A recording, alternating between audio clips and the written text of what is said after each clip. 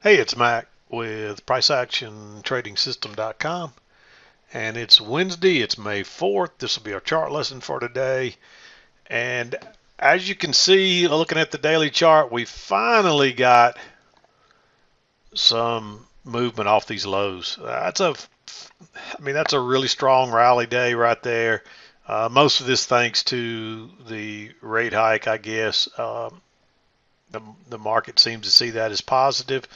Maybe it was already built in with this move down, and now we're just taking some of that back. Uh, at any rate, it was a nice rally day off of the FOMC news. So um, we had a uh, half point hike, and evidently the market perceives that as being a good thing. So anyway, thought I'd show that to you. That's what you want to see off of these lows. You don't want to see prices hanging around down here. You want to see them rally out of there, and you want to see rejection. And so far, that's rejection. See if we can get some follow through. That's going to be the key. Will we get some follow through? We may. I'm just going to say this.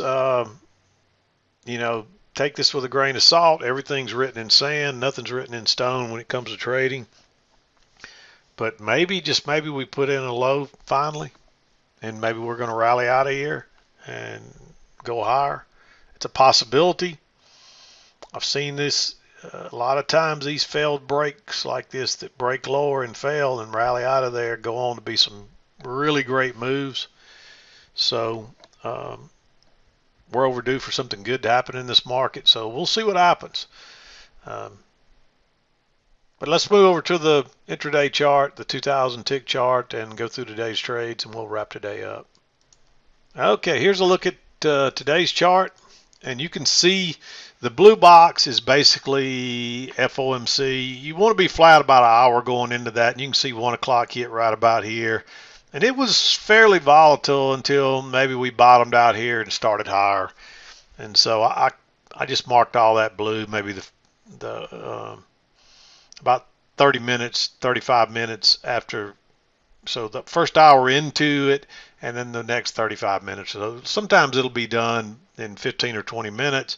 Sometimes it'll be pretty volatile for a while, but all this was about where it settled down in here. And even though I would say this is a pretty strong rally based off of this, I think this is more normal price action for trading and so forth. So, but yeah, the blue part, we wouldn't trade in that part right there. So that's the reason there's no trades marked in there. But let's zoom in and get our day started here.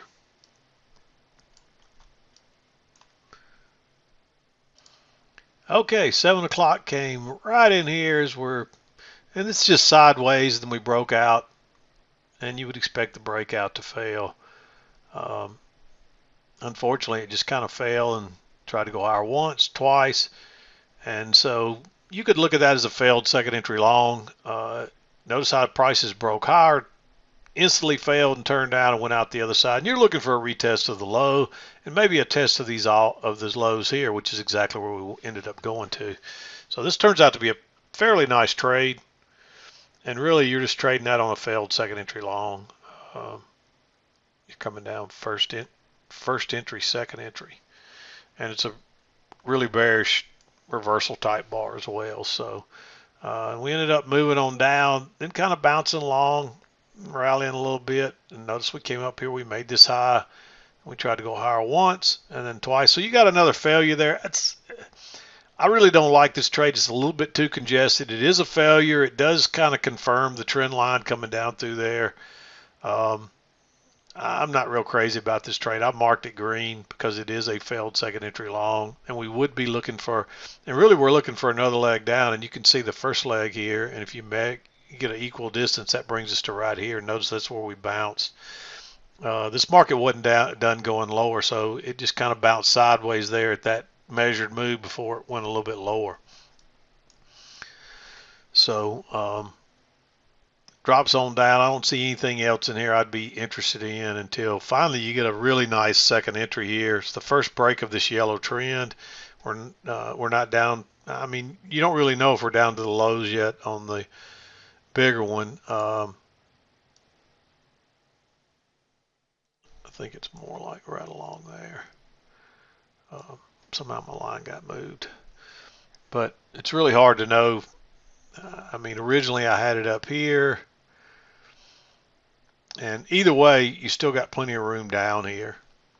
But in the end, everything fits. The problem is it doesn't fit as well right there. And when you drop it on down to there, you can see how it fits pretty much perfectly on the midline all the way down. So, but anyway, you get a perfect second entry here. You got a new low, first entry, second entry. Look how that's a perfect bearish reversal type bar. You could trade that on the engulfing bar. I'd probably wait and see. Just make sure it closes, and you can see how negative that closes. And then if you really wanted, you could let it break lower and then drop a limit order back where you would have originally entered here if you wanted. I like that better than entering on the engulfing bar. Of course, sometimes it won't back up on the best trades, but that thing backs up just a little bit, then boom, the bottom falls out of it. That's a great trade right there. And then, of course, we just start trading sideways.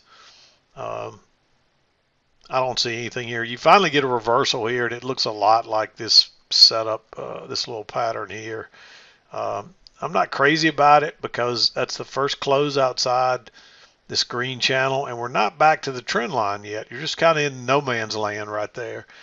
And so, although this has been a pretty bearish move, you might take it. I marked it green, but again, I'm not crazy about it. And notice that we weren't done to the upside yet. We just came off the lows, so we're most likely going here, and that's why I don't like this. And notice we drop down, and then we run back to here before the trend starts downward again. And this one plays out pretty much perfectly. You're moving up, you get a break, move to a new high, right off the key entry point, fairly bearish bar. It's a little bit congested across there, but there's really enough room back here to the EMA to scalp out of this, so I like that one. We drop down and we're doing the same thing again. I didn't mark this one. It looks very similar to this one, except it's underneath. The problem is this is an inside bar, and this is really your signal bar, so I think you're better off just to wait. If you wait a few minutes, you get the lower high here, and it actually breaks higher and turns down. Look how bearish that is. Just go short right below that. That's a quick, easy move. Then we get another one. You get a first entry and a second entry, and you get a close outside, new high, and we haven't even made it to the midline yet, much less down here again. So there's still a lot of room possibly left, and so I like that one too. Drops on down, and of course it really just kind of bounces around here. That's probably really off the midline. I probably could adjust it, and it probably fit perfectly. And we bounce up, we take off, come back, first entry, second entry. It's a perfect second entry long right there at off the EMA. You get a high or low here, but that's an inside bar. Just skip it. And then you get a failed second entry short here. So you get another chance. And if you take this trade, look at it go. You get an easy runner here, and you could ride this all the way up. That's a great setup there on a failure. And you can tell that the shorts really had to exit there. Look at it go. And of course it comes back. First entry, second entry. It's tempting to enter right there. And you could. I probably should have at least made that green.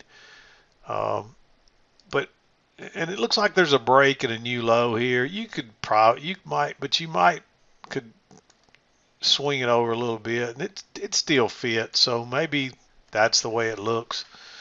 I may not have had it drawn right there. Either way, you still end up in the same place. It tries to go lower, breaks out, turns down, and bounces right off the key entry point, right off the EMA. I like going long there at that key entry point, and boom, off it goes again.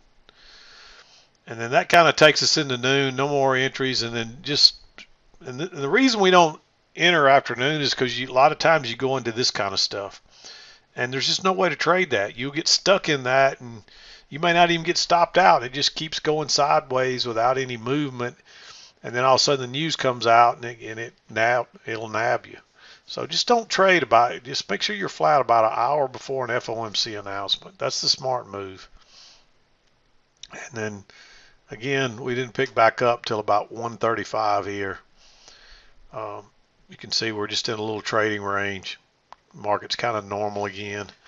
And you get a breakout pullback here. You could probably argue that's a failed second entry short too. So that's one that you might. I went back and forth, but I probably wouldn't take that trade. But you could argue for it to be green. And of course, it runs on up, and it just keeps going till finally you get a first entry, second entry, and again it breaks lower and turns up a nice bullish bar. That's a great second entry right off the key entry point. You get a triple test right here. Notice that made the low, you test it once, you test it twice, you get a fairly decent bar. There's a little bit of congestion there, so I'm not crazy about it, but it's still a triple test. You might take it, but if you wait a few minutes, then you get a second entry long right here. And you can see that. Notice there's a new high, first entry, and then second entry when it breaks above there. And then it pulls back here again and gives you another second entry right here. Technically, that's not a second entry because you did break higher right here. So first entry, so the second entry was technically right there, but it's really like a failed second entry short, and it's right off the key entry point, and it does confirm that key entry point. So I marked it. It's a little aggressive, but you may take that trade. And of course, it's like a little spiking channel, and it comes back and gives you a first entry and a second entry. And just to look how small that bar is. That's 14 ticks, believe it or not.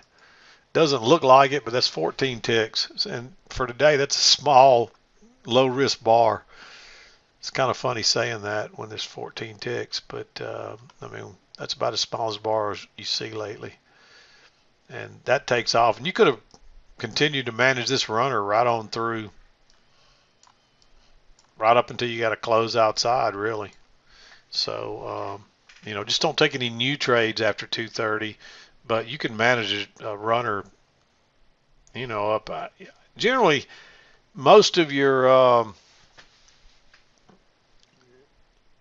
brokers are going to kick you out at some point, 3:30, 3:45, somewhere like that.